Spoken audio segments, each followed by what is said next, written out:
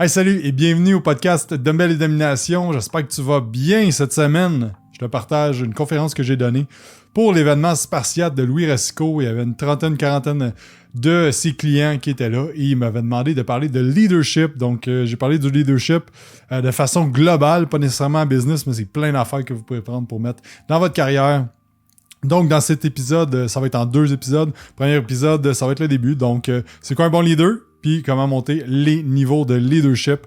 Donc, sur ce, bonne écoute.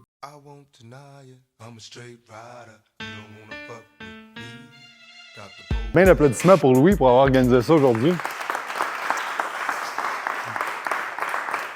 Good! Donc, je suis super content d'être là aujourd'hui. Qui avait aucune idée j'étais qui, là, 15 minutes?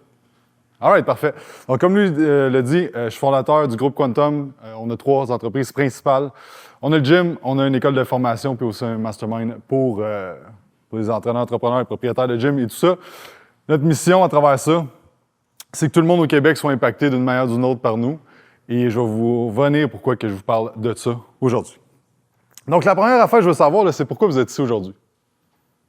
Pourquoi vous êtes ici aujourd'hui? Qui veut se lancer? Vas-y. Je vais gaspiller du temps, je vais sortir de ma zone de confort pour devenir une meilleure personne. Parfait. Autre personne? Allez, 21 ans, je vais emprunter du monde comme moi.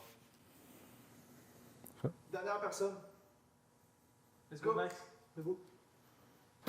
Ah, je suis là, C'est bon, les deux autres, c'est bon. C'est bon. Ben, moi, je suis là pour être moins anxieux puis développer la confiance en moi. Parfait. Je viens de m'inscrire dans le programme puis je voulais voir un peu à quoi ça ressemblait travailler avec tout le monde qui est Cool, super. Donc, Louis a demandé tantôt qu'est-ce qu'un bon leader. Il y en a qui ont répondu de suivre, il y en a qui ont répondu d'amener le monde à bon port. Donc, un leader, si on regarde dans la description ce que c'est, ben, c'est la capacité d'un individu à mener des gens vers quelque chose. Mais la première personne qu'il faut mener vers les objectifs, ben, c'est nous-mêmes. On est d'accord avec ça? Un leader de niveau 6 ne va jamais être capable de leader des leaders de niveau 9. Right? Si vous voulez avoir du bon monde dans votre entourage, vous devez devenir une personne qui mérite ça. Right? On dit souvent on est la somme des 5 personnes qui vous entourent. Avez-vous déjà entendu ça? La réalité, c'est que si tu n'es pas la 6e personne qui va dans ce cercle-là, ces 5 personnes-là ne vont pas vouloir de toi. Puis si tu dis « Ah, mais moi, j'ai pas un entourage propulsant autour de moi », mais regarde-toi dans le miroir, parce que si tu attires ce monde-là dans ta vie, c'est peut-être parce que c'est ça que tu mérites. Right? Donc, le leadership, la première affaire qu'un bon leader va faire, c'est level up. Level up lui-même, level up les gens autour de lui. La deuxième chose qu'il va faire, c'est qu'il va viser l'excellence. Dans tout ce qu'il va faire, il va viser l'excellence. La troisième chose, c'est qu'il va être agile. Il va s'adapter. Il va être capable de pivoter quand ça ne va pas comme c'est supposé aller. Right? Dans la vie, vous allez manger des tapes à gueule non-stop. Right? Vous avez probablement mangé une coupe depuis que vous êtes en vie. Puis ça ne va pas arrêter. Il faut être capable de s'adapter, d'accepter, de passer à la prochaine étape. Est-ce que Louis parle souvent de la discipline? Pas une fois par semaine. Pas quand ça nous tente. Facile d'aller au gym quand ça te tente. Facile de te lever quand que ça te tente, puis juste une fois de temps en temps te lever tôt. Right? C'est le cas de faire ça day in, day out pendant 5, 10, 15, 20 ans. Troisièmement, il est engagé. Engagé envers sa mission, engagé envers les gens, engagé envers son propre leadership.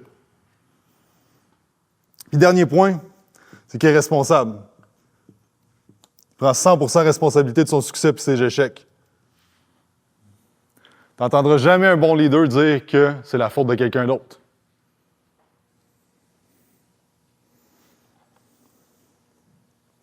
Donc, vous êtes là pour une raison aujourd'hui. Vous êtes déplacé.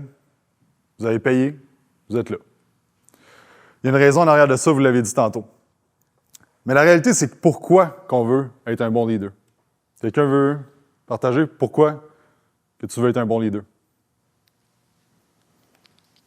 Allez, 21 ans. Ben, pour influencer le monde autour de moi positivement. Parfait. Ben, Joey, 22 ans, d'être capable d'aider un individu à briser ses propres limites mentales. Moi, c'est Sean, j'ai 34 ans. Moi, je développe mon leadership pour atteindre le succès que je désire. J'aime ça. Super, donc, travailler son leadership personnel, ça va t'apporter plus de résultats dans ta vie, peu importe ce que tu veux, que ce soit relationnel, que ce soit spirituel, que ce soit professionnel, personnel. Ça va te permettre d'avoir des carrières. Right? Si tu veux, qui est dans une entreprise qui aime, qui est bien dans sa job? Right? Si vous voulez progresser, bâtir, si vous êtes entrepreneur à l'intérieur de votre entreprise, vous devez devenir des leaders. Right? Ça va vous permettre d'avoir des meilleures carrières puis d'avoir des avancements. Si vous voulez avoir une business ou vous êtes en business présentement, qui a une business? Ici? Parfait. Le leadership, c'est le point central de votre succès.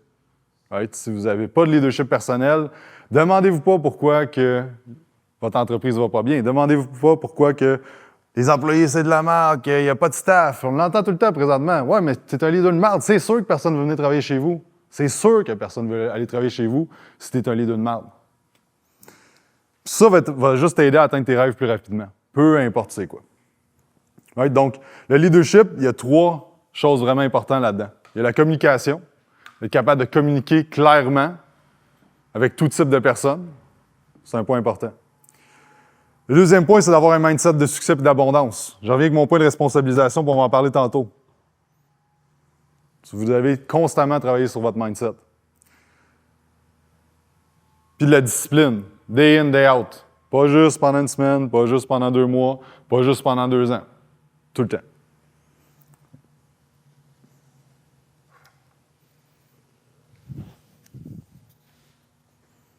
Ça a du sens? Oui. Ça fait du sens! Je n'ai pas les mêmes calls que toi, Louis. Okay. Moi, je dis souvent, ça fait du sens. Right, donc, il y a 5 niveaux de leadership. Okay? Le niveau 1, c'est le niveau positionnel.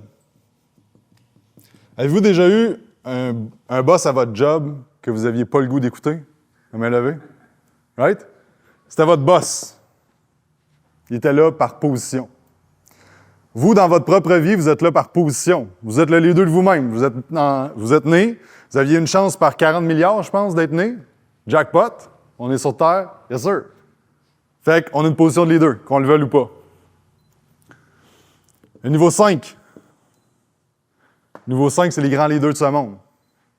Gandhi, un peu plus dark, Hitler, qui a bougé des foules, Martin Luther King, Mère Teresa, c'est du monde qui bouge énormément les foules, c'est du monde qui a un impact positif ou négatif, mais un grand impact là. Okay? C'est le niveau de sommet. Moi, je me lève tous les jours, je me demande comment je peux monter à ce niveau-là pour avoir plus d'impact. Ouais. Parce qu'on est tous sur la Terre pour une raison. Moi, je pense que c'est pour devenir la meilleure version de nous-mêmes, puis ensuite la donner au monde, puis de les aider eux-mêmes à devenir la meilleure version d'eux-mêmes, puis c'est de même qu'on va améliorer la société. Ben, ça va pas bien présentement dans la société, on est d'accord? Le taux d'obésité monte en flèche, le taux de dépression monte en flèche, les suicides. Lui parle, se fait souvent traiter de toxicité masculine. La vraie toxicité, c'est les hommes qui battent leurs femmes, les passifs agressifs, les gars pas de colonne. Right? Vous n'êtes pas ici. Si vous êtes ici, c'est parce que vous n'êtes pas de même. Le deuxième niveau, c'est le niveau de permission.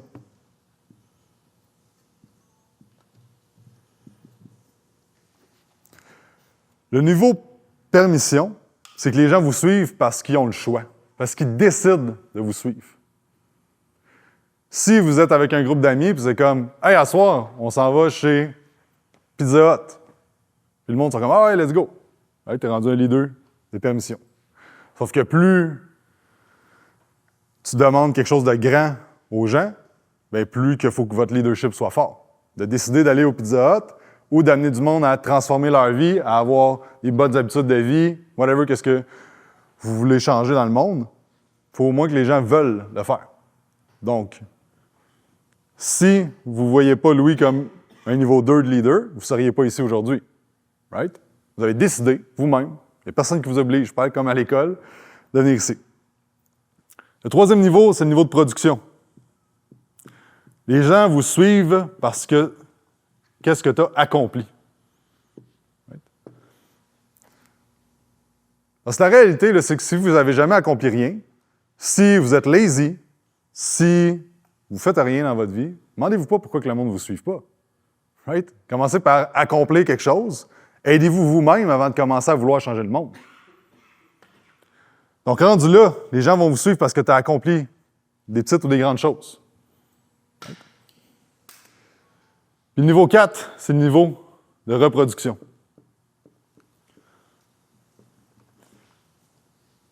Là, les gens vous suivent parce que qu'est-ce que vous avez fait pour eux? À quel point vous les avez aidés, puis à quel point vous les faites évoluer. Donc, il y en a qui disaient qu'il y avait des entreprises, il y en a qui disaient qu'ils étaient dans une entreprise qui veulent monter. Vous allez être amené à leader des équipes. Vous allez être amené à leader du monde. Le solopreneur, moi, je trouve que c'est la pire crise de niaiserie sur la terre. OK? Le travailleur autonome, c'est la pire place à être. Parce que ton boss, il est un estime malade mental. Right? C'est toi le boss. Puis en fait, tu as plusieurs boss de tous tes clients. Si tu pars en vacances, c'est toi qui gères tout. Right? Ça a l'air bien hot parce que le monde qui vous vend le solopreneur, ils font du cash parce qu'ils vendent des formations sur comment être solopreneur pour faire du cash. Right? Mais la réalité, c'est que vous avez déjà entendu la phrase « Seul on va vite, ensemble on va loin ». Je trouve que c'est le style mal. Parce que c'est pas vrai. Ensemble, on va bien plus vite et on va bien plus loin. Seul, là, il n'y a rien qui se passe. Right? Vous allez atteindre un petit niveau de succès et ça va être bien correct. Je pense que si tu n'es pas au niveau de reproduction, à aider le monde à step up, à leader le monde, tu es un égoïste. Right? Parce que le travail que tu fais sur toi-même, tu n'aides pas le monde à level up. On est la somme des 5 personnes qui nous entourent. Ouais, mais au lieu de dire comment mon ami c'est une merde, aide-les donc à level up. Right? Sois le leader dans ton groupe d'amis, sois le leader dans ton groupe. Et niveau 5, c'est le sommet. Donc là, c'est vraiment ce que tu représentes. C'est quoi que tu représentes? Right? Les gens vont te suivre par ta mission, par ta vision, par où est-ce que tu veux amener tes trucs. Right? Dans ta vie personnelle, dans ta vie professionnelle. Elon Musk, un des hommes les plus riches au monde. Pourquoi que le monde embarque autant dans ce qu'il fait? C'est parce qu'il a une grande mission. Il veut sauver l'humanité. Right? Il veut coloniser Mars, puis il veut sauver la planète en faisant des véhicules électriques.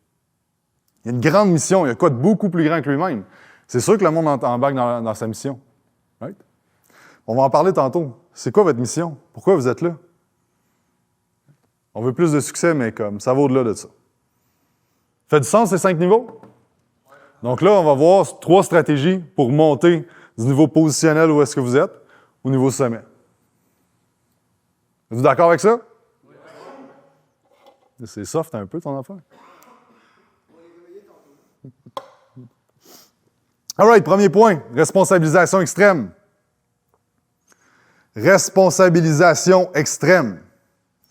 Qui a déjà donné des excuses dans la vie? Arrêtez de niaiser, tout le monde a donné des excuses. Okay?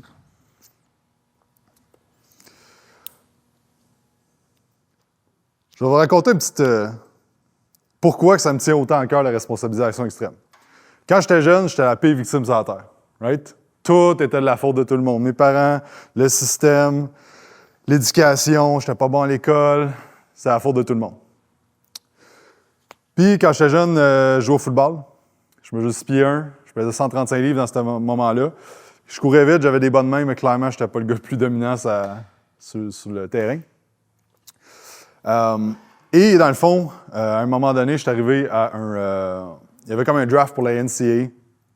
Et vu que ça allait quand même bien, mes affaires, j'ai été là et dans le fond, il y avait des tests physiques. Et là, dans le fond, il y a des tests de bench. Il y en a-tu qui ont déjà joué au foot? Bon, mais il y a des tests de bench press qui est très populaire au foot. Donc là, dans le fond, il y avait un bench à 185 livres, un bench à 135 livres, un bench à 95 livres. Moi, je n'ai jamais benché de ma vie. Je fais des petits push-ups chez nous des fois.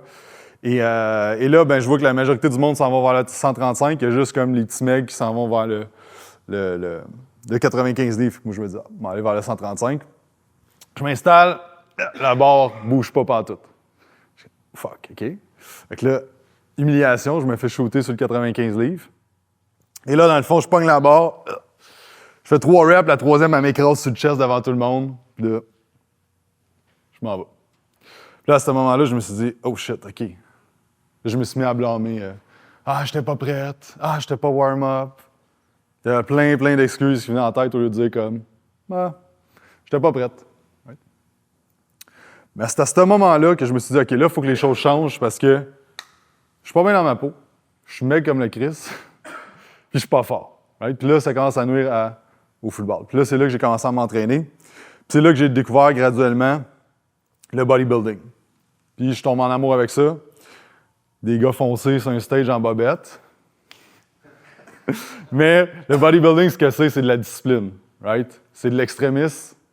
Puis toute ma vie, j'ai fait des petites conneries quand j'étais jeune parce que j'étais un gars intense, j'étais un gars extrême, puis j'avais rien dans quoi mettre cette intensité-là. Fait que je faisais des conneries. Right? Je ne rentrais pas dans ces affaires-là, mais... Et le bodybuilding, c'est la première fois que je me mettais un objectif. Je me disais, je vais monter sur un stage, je vais juste tout donner pendant 20 semaines, je pense, que j'avais fait cette préparation-là. Et c'est là que j'ai compris qu'à ce moment-là, c'est un sport individuel. Je ne peux pas blâmer le coach, je ne peux pas blâmer l'adversaire, je ne peux pas blâmer le temps, parce qu'il mouille, le ballon est glissant. Je ne peux rien blâmer à part moi. Puis c'est à ce moment-là que j'ai compris qu'il n'y a personne qui va venir te sauver, puis tu es responsable à 100% de ce qui t'arrive dans la vie. Puis là, tu vas me dire, ouais, mais je ne suis pas responsable de l'affaire, fuck off. Tu es responsable de ta réaction face à ça. Right? C'est à ce moment-là que je me suis dit, OK, je vais prendre responsabilité à 100% de ce qui se passe dans ma vie. Je vais dans un esti de taudis à Montréal, un appartement avec des murs en feuilles de papier, avec un de mes chums, matelas à terre, mon linge dans un sac à poubelle. Je fais de ma compé de bodybuilding. Je me dis, fuck off, je vais vivre de mon rêve. J'étais entraîneur dans ce temps-là, je faisais pas une scène. Puis là, je me suis dit, OK, je vais all-in là-dessus. J'ai pris un guess, j'ai betté sur moi-même, j'ai ouvert un gym. J'ai vendu mes parts après 1 an et demi parce que, encore là, je prenais pas responsabilisation. J'avais un partner, puis je blâmais toujours mon partner. Ça avance pas, mais lui, il fait fuck all, lui ci, lui ça, lui ci. Fait qu'encore là, je prenais pas responsabilité à 100%. Première année, j'ai vécu dans mon gym pendant 3 mois, je dormais là. Après ça, j'ai upgradé. J'ai vécu sur un matelas simple dans la chambre d'amis d'un de mes chums. C'est là que j'ai rencontré ma blonde, c'est un peu drôle. On est encore ensemble aujourd'hui, ça fait 9 ans. Mais quand j'ai vendu mes parts, encore là, j'ai vendu mes parts à perte parce que c'était pas profitable, l'entreprise. Mais là, j'étais encore tout seul. Right? Puis là, j'étais comme, OK, j'ai chié encore quelque chose, il y a de quoi qui n'a pas bien été parce que j'ai encore blâmé quelqu'un. Right? Puis c'est à ce moment-là que je me suis dit, je vais prendre responsabilité à 100%. Tu sais, maintenant, on est dans un environnement qu'on peut parler de succès ici. Tu sais, l'année passée, on a fait 2 millions de chiffres d'affaires, on va aller à 3 millions cette année, j'engage des dizaines de personnes, on a des milliers de clients par année. Mais tout ça, parce que ça a commencé, parce que je prends responsabilisation. Je prends une responsabilisation extrême de tout ce qui se passe dans ma vie. Tout ce qui se passe dans ma vie. Right? Que ce soit bon, que ce soit pas bon. Puis tous les leaders de haut niveau que je connais, c'est toujours la même chose. Ils prennent une responsabilisation extrême. Une phrase de Jocko Willink que j'aime, c'est qu'un leader doit assumer tout dans son monde. Il n'y a personne d'autre à blâmer que lui-même.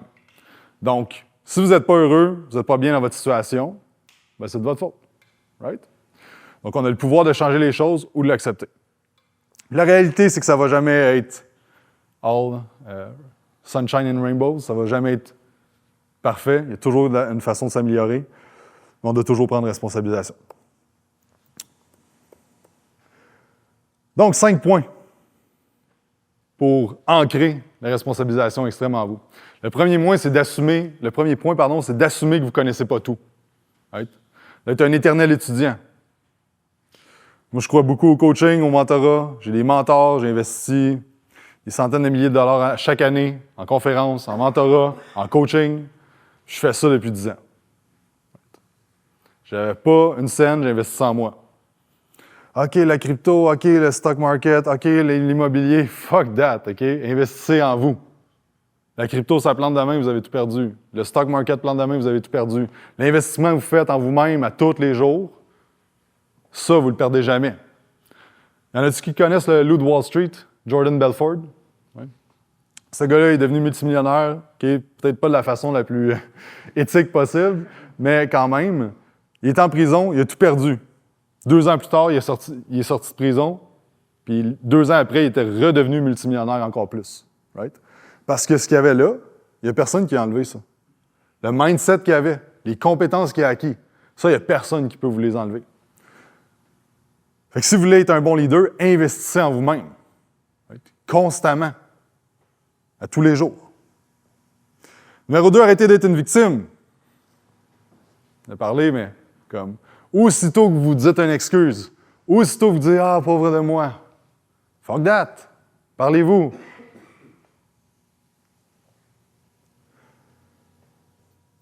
Troisièmement, assure-toi que si tu n'es pas heureux dans ta situation présentement, c'est de ta faute. Right? Fais juste prendre responsabilité. Puis là, vous allez vouloir sortir des excuses peut-être au début en vous disant ça. Fuck les excuses. Right? Croire que tu es le seul maître de ton destin. Vous avez le potentiel en vous de réaliser peu importe ce que vous voulez. Vous avez le potentiel en vous de réaliser peu importe ce que vous voulez. Qu'est-ce qui nous freine? La peur? Pas mal rien que ça. Êtes-vous d'accord? Oui. Louis il en a parlé tout à l'heure. Il n'y a pas moins peur ou il n'est pas moins stressé de faire les vidéos ou de faire whatever, de parler devant vous. Comme... Tout le monde a peur, tout le monde a des peurs. La différence entre les leaders qui propulsent tout le monde et qui se propulsent dans la vie, c'est ceux qui ont le courage de franchir leur peur. Il y a une semaine et demie, on organisait un événement à Laval, il y avait 175 personnes, ça m'a coûté plus de 100 000 $ organiser ça. J'avais peur en crise les dernières semaines, OK? J'étais stressé. J'étais comme, ah, man, si ça foire, si le monde ne se pointe pas, si ça. Mais on revient à, qu'on va parler tantôt, c'est pas à propos de nous. Aujourd'hui, c'est pas à propos de moi, c'est à propos de vous. Right? Mais vous, dans votre entourage, c'est à propos de qui? Soyez selfless. Arrêtez d'être selfish. J'ai peur. Fuck toi. Fuck off. C'est pour les autres que vous le faites. C'est pour avoir l'impact que vous le faites. Vous m'avez tous dit que vous voulez être un leader. Un leader, c'est pour les autres aussi. Vous devenez la meilleure version de vous-même, vous la donnez au monde, puis vous aidez le monde à step up après. Puis un bon leader trouve toujours une solution à chaque problème et non un problème à chaque solution. Un bon leader trouve une solution à chaque problème et non un problème à chaque solution. Vous êtes déjà arrivé un de vos amis vous parle, puis il y a une problématique, puis là, vous trouvez une solution avec lui, puis il est comme « Ouais, mais non, mais c'est parce que... » Il y en a-tu que... Chaque fois tu dis quelque chose, « Non, mais c'est parce que moi, c'est pas facile, moi, c'est différent. » Non.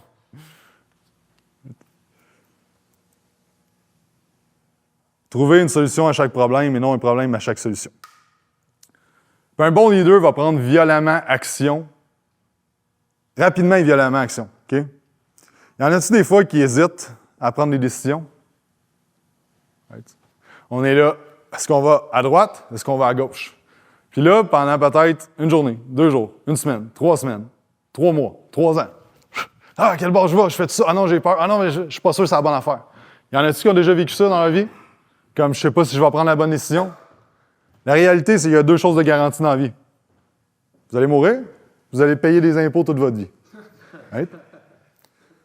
Donc, en sachant ça, quand vous êtes à croiser des chemins, vous dites, est-ce que je vais de ce côté-là ou est-ce que je vais de ce côté-là, peu importe, vous n'allez jamais savoir si c'est la bonne chose.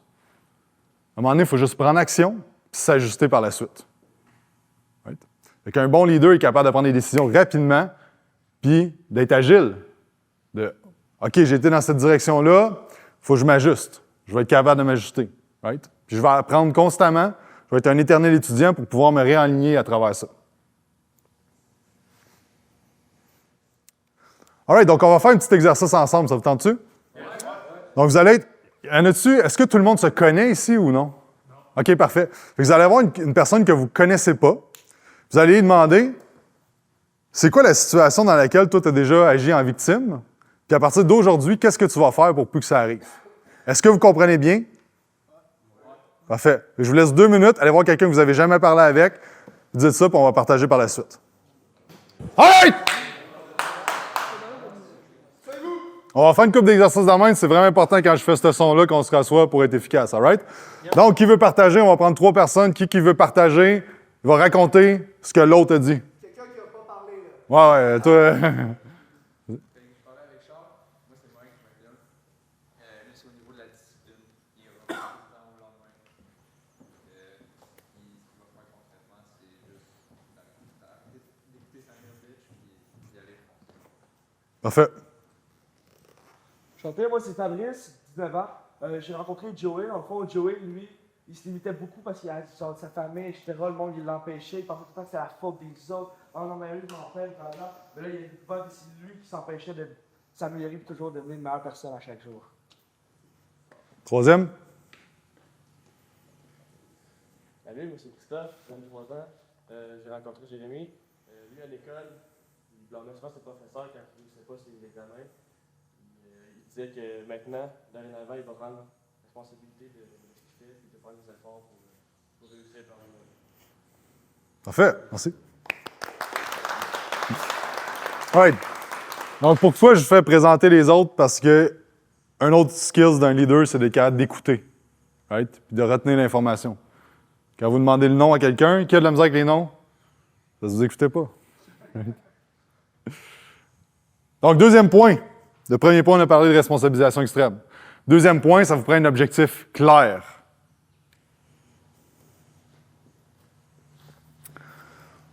Il y a quelqu'un qui a parlé d'entourage. Tantôt que l'entourage... ouais. Avec objectif clair. Quand on était plus jeune, on avait des grands rêves. Right? Il n'y avait pas de limite. Tu disais, je veux être astronaute, je veux... whatever. Je veux rouler à Ferrari. Whatever, qu'est-ce que tu veux. Puis à travers le temps, ben là, la société, tes parents, l'école, ils te restreignent dans tes rêves, right? Mais non, mais nous autres, on n'est pas le style de famille à pouvoir se payer ça.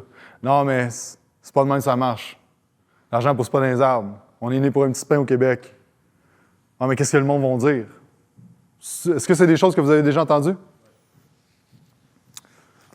Moi, en 2015, je vous ai dit, j'ai vendu mes parts du gym, je suis reparti solo. Puis là, je me suis dit, OK, je vais aller voir ce qui se fait de mieux dans l'industrie. J'ai commencé à voyager. J'ai été aux États-Unis, Tampa Bay. J'ai été à Chicago. J'ai été à Toronto. J'ai été en Europe. J'ai été voir ce qui se faisait au niveau des gyms privés pour crafter ma vision. Qu'est-ce que je veux créer? Je regardais sur Internet. J'allais voir c'est quoi les gyms qui ont le plus de succès, les gyms privés. Puis là, je craftais graduellement ma vision. Puis là, j'étais comme, hey, ça serait malade. Tel type de gym, tel équipement, tel truc. Puis j'aimerais ça donner de la formation parce que moi, ça m'a aidé. Je me suis formé beaucoup. J'ai eu des mentors en entraînement, en nutrition, en whatever. Pour au niveau des connaissances, je me dis, je veux redonner ça au monde. Right? Fait que je vais bâtir une école de formation. Puis c'était ça ma grande vision. Je vais ouvrir des gyms. On va bâtir une équipe, ça va être malade. Mais là, quand je disais ça à mes parents, ouais, mais là, avoir des employés, c'est tough. Pourquoi tu veux tout ça? Tu peux pas te contenter de te pogner une bonne job puis juste avoir un salaire stable? Tout le monde brisait ou atténuait mon rêve, right? ma grande vision. Fait que là, ben, je les écoutais. Je me dis, je vais prendre ça, je vais faire mes petites affaires, je suis à mon compte, ça va bien, je vais rouler de même. Mais c'est normal qu'ils pensent comme ça. Parce que oui, on peut dire que c'est leur propre limitation qu'ils mettent sur toi. Oui, on peut dire que ces gens-là sont mal intentionnés, mais c'est pas vrai. Vos parents, là, sont bien intentionnés. Ils veulent votre bien. Ils ont peur pour vous. Ils sont inquiets. Ils veulent que vous réussissiez. C'est correct. Mais pourquoi les gens autour de vous ne vous font pas confiance? Parce que vous ne leur avez pas prouvé. Right? Vous avez une grande vision dans votre tête de ce que vous avez créé. C'est normal que personne vous crée. Hey, un jour, là, je vais faire des millions. Hey, un jour, là, je vais aider des centaines et des centaines de personnes. Hey, un jour, je vais être méga en shape. Right? Mais je te crois pas parce que c'est juste dans ta tête. Fait que blâmez pas le monde autour de vous, votre entourage, à dire qu'eux, ils supportent pas votre rêve, ils supportent pas vos trucs. Moi, je vais vous dire, mais mon père, il était comme, t'es sûr que tu veux pas? Non. Comme. Puis j'ai commencé à y en parler quand ça roulait beaucoup. Right? J'ai commencé à y parler de c'est quoi notre chiffre d'affaires, puis il était comme, tabarnak. C'est quoi tu fais? Je coach le monde. Right? Puis là, la première fois qu'on a fait 10 000, 20 000, 30 000 par mois, je disais. Puis là, à cette heure, il me supporte à 100 000 à l'heure. Il m'encourage au bout, à toute fois, hey, comment ça va la business, comment ça va l'équipe, tout ça. Il veut savoir, right? Parce que j'y ai prouvé, semaine après semaine, mois après mois, année après année. Mais j'en parlais pas au début parce que je savais que ces insécurités ils allaient dropper sur moi. J'en parlais pas, right? Parlez pas de votre grande vision au monde qui ne la comprenne pas. Quand vous avez des groupes de même, c'est ça la force des groupes, c'est que vous pouvez parler de ces affaires-là, puis le monde va vous encourager, puis pas vous juger. Right? Mais le plus important, c'est juste de faire les actions. On s'en fout de parler de votre vision. Faites des actions concrètes pour qu'elle se réalise, cette vision-là. Arrêtez de blâmer le monde autour. Ce que j'ai fait souvent en me disant « Ah, mon entourage n'est pas propulsant. » Fuck that, t'es pas propulsant. C'est sûr que ton entourage n'est pas propulsant. Right? Donc, j'aimerais ça vous partager. C'est quoi vos rêves? Je veux 3 personnes qui partagent. C'est quoi sa grande vision? C'est quoi son rêve? Qu'est-ce qu'il veut réaliser? Moi, Richard, ma vision, ce serait vraiment la liberté financière à fond. Être capable de vivre de mon but, par exemple, d'influencer les gens de leur bonne attitude de vie. Parce que j'ai étudié en kinésiologie, c'est vraiment influencer la population à faire un U-turn sur où est-ce que ça en va. Puis être capable d'être libre avec ça, financièrement, pas avoir de restrictions par rapport à ce que je peux faire. Parfait. Ça prend 5 choses pour avoir un objectif clair. Spécifique, mesurable, atteignable, réaliste, temporel. C'est quoi la liberté financière pour toi? Combien ça te prend? En mon temps, 50 000 par mois, 100 000 par mois, tu sais. Être capable Profit, revenu, de clair, d'impoche. Right? Soyez clair sur ce que vous voulez. Right? Parce que là, tu as dit 30, 50. Comme, right? Faut que vous soyez clair, c'est quoi votre objectif. Là, on parle d'argent, mais ça peut être n'importe quoi. Vous voulez bâtir une famille. Avec qui? C'est quoi les valeurs de cette famille-là? Comment vous allez agir avec vos enfants? C'est quoi que vous voulez créer? Soyez clair. Quelqu'un d'autre veut partager? Yes. Moi aussi, la liberté financière en fait un gros parti. Au niveau des chiffres, je vais y aller plus en profondeur, comme tu as dit. Niveau salaire, d'ici 2 ans, net, en fait, ce serait 250 000 par année. Par la suite, ce serait d'amener d'ici les 5 prochaines années 10 personnes dans mon équipe avec moi qui fassent au-dessus de 100 000 par année. Ce serait juste de faire en sorte que des gens atteignent leur propre liberté financière.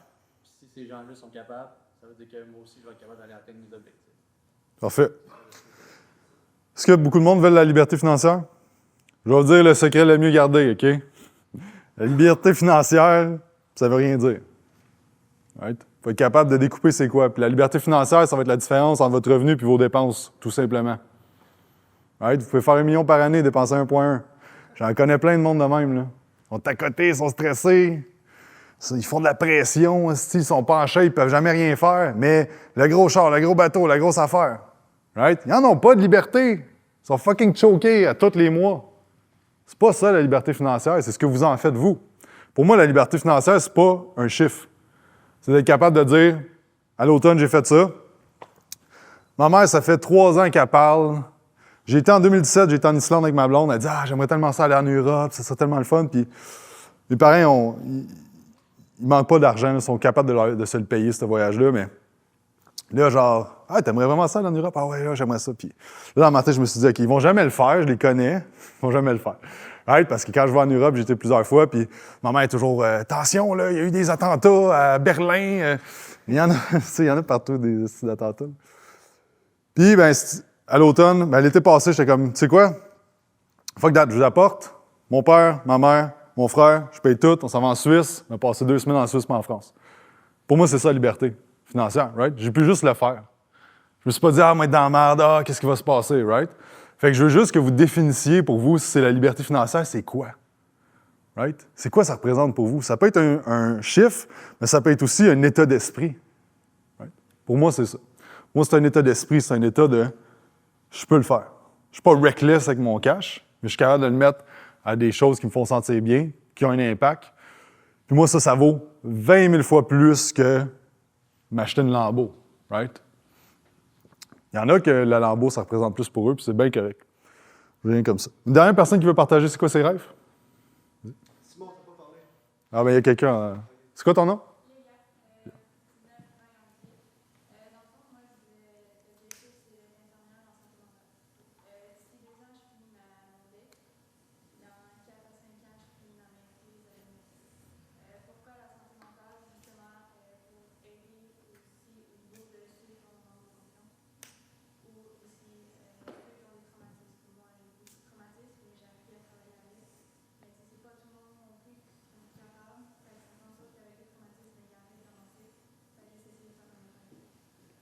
Super, comme ça.